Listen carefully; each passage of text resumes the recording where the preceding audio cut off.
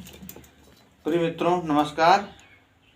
जैसा कि हम आप लोगों को पहले हम नीति शतक पढ़ा रहे थे और 45 श्लोक तक हम नीति शतक पढ़ा चुके थे।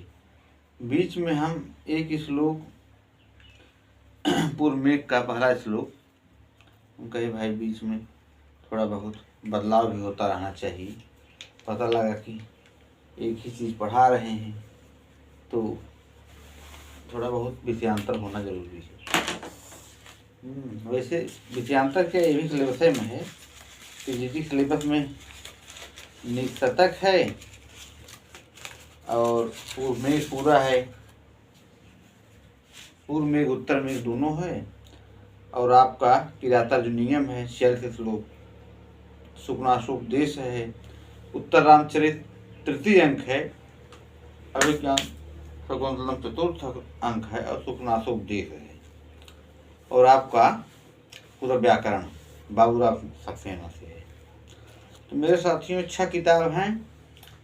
तो एक नीति शतक, दूसरा है अभिज्ञान, उत्तर रामचरित, किराता जो नियम, शुक्नाशोपदेश और शिवराज विजय। एक चीज छूट गया था, प्रथम निश्वास। 6 किताबें हैं। तो हम सोचे पहले हम नीति शतक पूर्व में लिख चल रहे थे। पूर्व में हम लगभग 45 श्लोक पढ़ा चुके थे और हम जो घर पर भी थे तो वहाँ से भी हम 45 श्लोक पढ़ाए थे। और जब हम यहाँ आ गए हैं तो नीति शतक चालू किए थे। इसके पहले तो नीति शतक फिर पढ़ाना शुरू कर दिए जब यहाँ आए, और हम 45 श्लोक नीति शतक पढ़ा चुके हैं। 846वां श्लोक है, 2 दिन पद चल ही रहा है। इसमें ये कहे हैं भरथरी बब्बा कि इसमें पृथ्वी छंद है।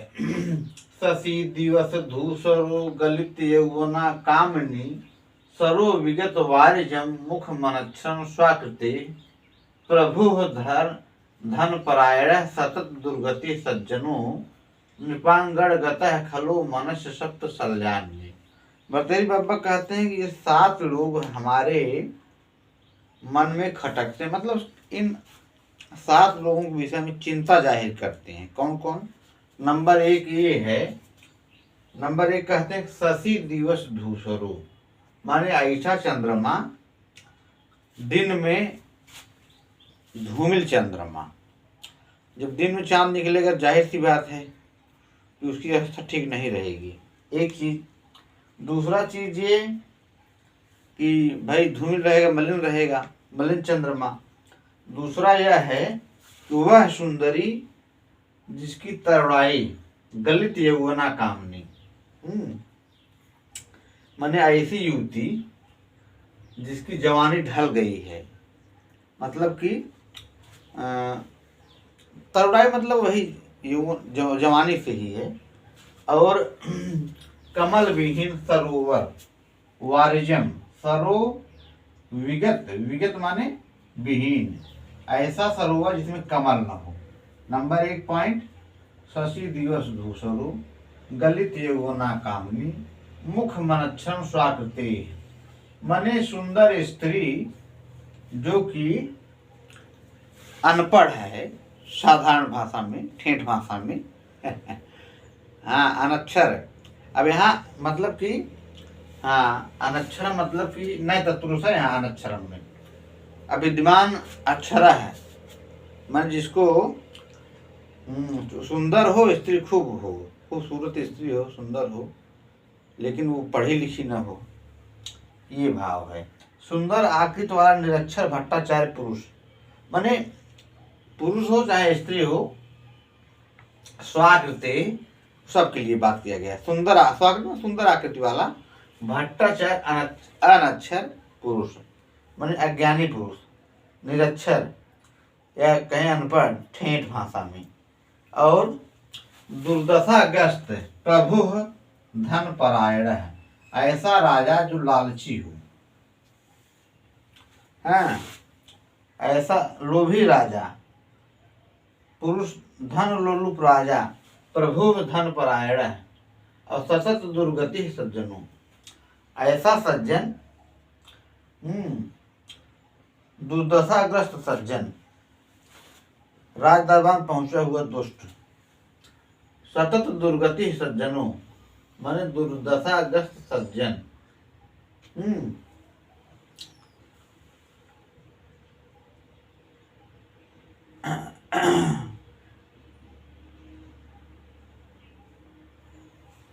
और राज दरबार में पहुंच वाला दुष्ट, सतत दुर्गति है, सज्जना है, प्रभु धन परायण है। अब एक शब्द यहाँ दिए हैं, नृपांगण गत है। खलोखल में दुष्ट होता है, माने ऐसा ऐसा व्यक्ति जो दुष्ट हो और राज दरबार में उसकी पहुंच हो, इसको भी कहते हैं नृपांगण गत, माने राजा का पिछलगुआ, पीछे पीछे चलने वाला, जी जी हुजूरी करने वाला दुष्ट। भर्तृहरि बाबा कह रहे हैं ये 7 लोग मुझे जो है तकलीफ देते हैं, कहने मतलब उनकी निगाह में 7 लोग अच्छे नहीं माने जाते हैं। अब इसमें दिवस दूसरा शशि, गलित यौवना कामिनी विगत वार्यम सरह, स्वाकृते अनक्षरम, धन परायण प्रभु, सतत दुर्गति सज्जन है, नृपांगण गत खल है, इति सप्त में मनस सल्यान, ये मेरे साथ मेरे मन को खटकते हैं। साथियों इसमें पृथ्वी छंद है और अनक्षरम जो आया है यहाँ पे, ये आपका यहाँ पे बहुब्री होगा, नए बहुब्री। यहाँ बन जाएगा क्या, नए बहुब्री। और बहुब्री हो गया, स्वाकृते है। गलित यौवना कामनी में आपका हो जाएगा बहुब्री समास। कामनी में नी प्रत्यय, विगत वार्जम में बहुब्री समास, विगत वार्जम में यहाँ बहुब्री समास बनेगा। बहुब्री कामनी में नी प्रत्यय और दिवस धूसरा ही आया है ना ये शब्द, दिवस धूसरो, तो यहाँ बनेगा दिवस धूसरा है। दिवस धूसरा में हो जाएगा सप्तमी तत्पुरुष, दिवस धूसरा है सप्तमी तत्पुरुष।